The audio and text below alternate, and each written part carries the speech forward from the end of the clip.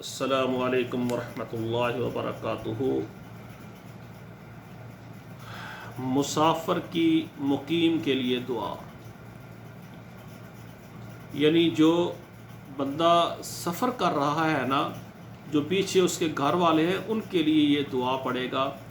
استودعکم اللہ الذی لا تضیع ودائع، دوبارہ نوٹ فرمائیں، استودعکم اللہ الذی لا تضیع ودائع۔ جب کوئی بندہ گھر سے سفر کرتا ہے، سفر کرنے والا جب گھر سے نکلتا ہے تو اپنے گھر والوں کو یہ دعا دے کر جائے، اور اس کا ترجمہ بہت زبردست ہے۔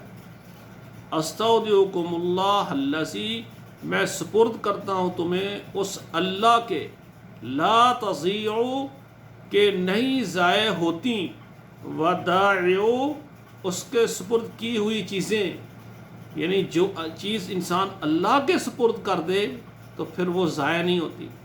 تو آپ جب بھی گھر سے جائیں تو گھر والوں کو یہ دعا دے کر جائیں، یعنی جو مسافر ہے، جو سفر کرتا ہے، وہ مقیم کو یہ دعا دے کر جائے، استودعکم اللہ الذی لا تضیع ودائع۔